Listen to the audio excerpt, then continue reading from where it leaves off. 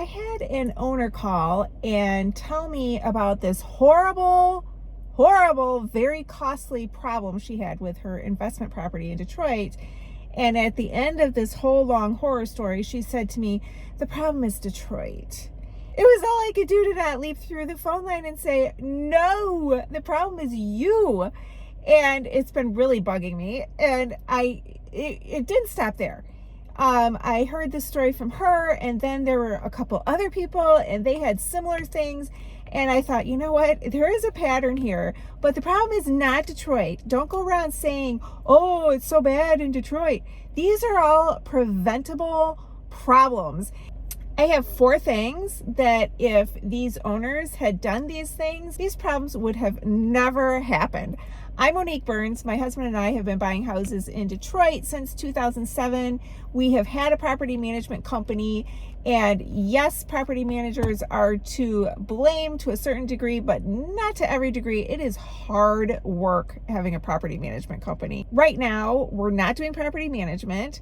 We buy houses, we renovate them, and we sell them to investors from all over the country and all over the world. And part of this conversation, we're going to talk about knowing the numbers. So I'll get into that then. I do have 2 properties for sale right now. Each one is $138,000. It has both of them have cash paying tenants. They're side by sides instead of an up and down duplex. They're side by side duplexes. And if that is something you're interested in, check in my info section below. I'll give you all the numbers that you need to know if you want a property like that. Those are available. I want to thank my sponsor, Transforma Peptides. I've been telling you in the last few videos, I am on a major health kick. Things are going extremely well for me thanks to these peptides that I take. And it turns out if you get on this peptide bandwagon and get healthy with me, that not only am I able to offer you a 10% discount using discount code Monique10, but you can also, it also helps me, and it's a great way to thank me.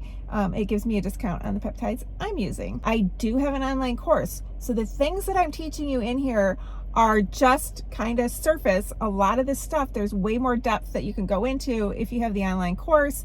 And somebody today said, I just don't know what it costs. So I'll just tell you, it's only $500 and it's 9 hours of education. I'm not making you a 9-hour video.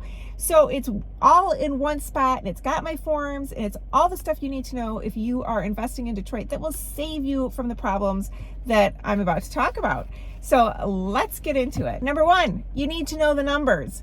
A lot of people go into Detroit. This is one of our calls this week. She spent way too much money for this house in the neighborhood that she bought in, and there's absolutely no appreciation that she's going to get anytime soon.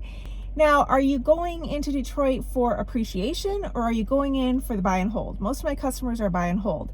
Some people accidentally end up with appreciation houses thinking that they're going to get all the values of a buy and hold, like, oh, I'll spend more money and I'll get much higher rent. That's not necessarily true in Detroit.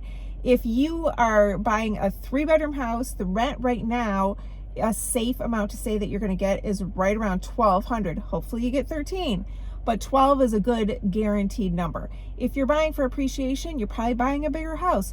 You probably have more than 3 bedrooms. You're going to have more turnover costs, more maintenance costs, more tenants living in the house. But if you're buying for the buy and hold, the top number right now is around $90,000. That's what we sell our houses for. We sell our 3 bedrooms that are completely renovated and ready for a Section 8 tenant for $90,000. So if you're out shopping and you're not buying from us, that's like a good end number. So if you see a house for like say $50,000, you're going to need to put $30,000 to $40,000 into it. And you should ask your agent for what are the uncapped taxes for next year. It's a series of things. I teach it in my course, how you go from this website to that website to figure out what the uncapped taxes are. And you should ask if there are any blight tickets on the house. That's another like wonky website in Detroit that's also in my course that you go through and you make sure that you're not inheriting somebody else's blight tickets. Number 2, references.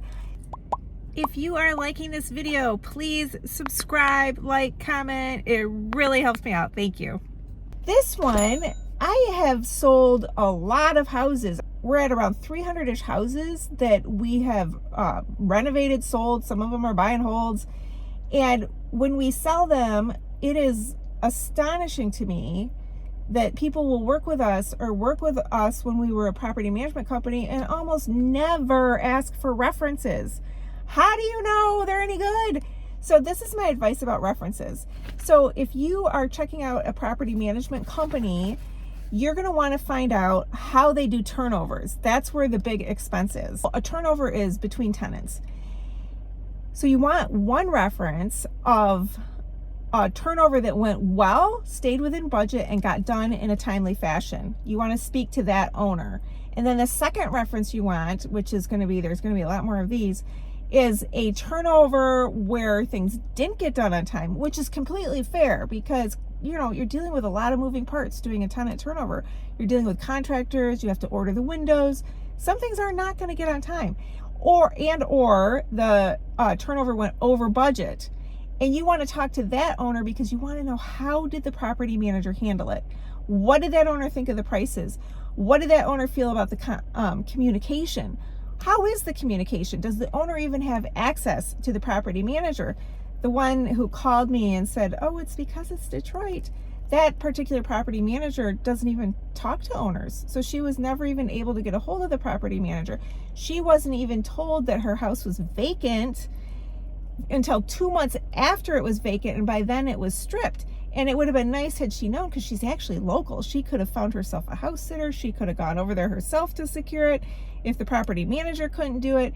I mean, that's a really tricky thing in Detroit, is securing the furnace and the hot water heater between tenants, and the property manager has to be like seriously on it. Another one of the calls we got this week was about somebody that hired someone for renovation work. If I'm using somebody to renovate, other than my own husband who does awesome, but if I'm calling somebody to renovate, I would want to see work that they've done. I would want to walk the house and be like, could I have a tenant live in this house? Does this look good enough that a tenant could rent this house? That's the first thing I would do. The second thing I would do is same thing. You want to speak to somebody who has been through a renovation and it all went on time and on budget. Call them, find out how that went. But you also want to talk to somebody where it didn't, because that's a little bit more common, where it's not necessarily exactly on time and things happen and you open up a wall and you find something new. I mean, that's not that crazy of a thing to happen. So you want both references, and hopefully there are both, before you go commit yourself with a crew. Number 3, preview listings. The person who I was telling you this week that called, that bought a house that she shouldn't have. She paid all the wrong numbers because she just didn't know the numbers, which was weird. She knew us, she could have asked us, but she didn't. So she got me involved, and she's like, well, what do you think about this? And one of the things is it was listed for rent. And so I went on Trulia and I looked at her rental listing. Then I looked at the houses that are her competition. She was asking me if they had the right rental price, and they actually did. So that was good. It was a 5-bedroom, and it was between $1,400 and $1,500. She was hoping for more, but that's really what it is right now. And but when I looked at her listing, it was a bummer because her property manager left the lights off in some of the rooms and they were on in other rooms. The toilet lid was up, the mini blinds were like shut, so you couldn't like get the light in, you know, where it looks pretty in the room. The pictures weren't bright. But then the worst thing was that the camera lens had these splotches on it. And then I looked at her competition, and the competition's house wasn't as nice as hers, but they had way more photos, and they were bright photos. She only had maybe 4 or 5 photos. This other person had 10 to 15 photos. That's the one that's going to get rented. And I think when you're checking out a property manager, ask them for a listing that they have so you can see how they handle that. And don't worry about the comments, because I'm telling you, in Detroit, the tenants don't care what the comments say. They never read them. All they're doing is looking at the photos. Number 4, the tenants. In my last video, I did talk about Section 8 paying these great amounts of rent, but now they're asking the tenant to come up with an enormous amount of that rent. That's not necessarily a good thing. If your property manager is promising you higher than $1,200 or $1,300 for a 3-bedroom, higher than $1,400 or $1,500 for a 4 or 5-bedroom, that's kind of, and they're saying they can get Section 8. Yeah, maybe, but then the tenant's going to have to come up with like $900 of that rent. And that's hard.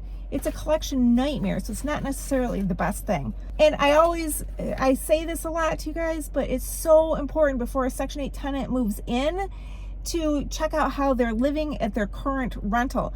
don't expect your property manager to do that. That is something that you should probably have to pay extra for.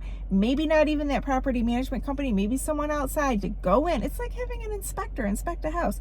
Go inspect the tenant. How are they living? Are they punching holes in walls? Do they have a bunch of extra bodies living there? And right now, it is harder than it ever used to be to get Section 8 tenants, because too many people like me are like, oh, Section 8 is so great, and now I've got more competition.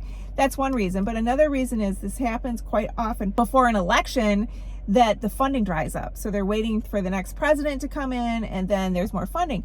Well, Michigan has gone the longest ever without giving any new Section 8 vouchers. It's been over a year now.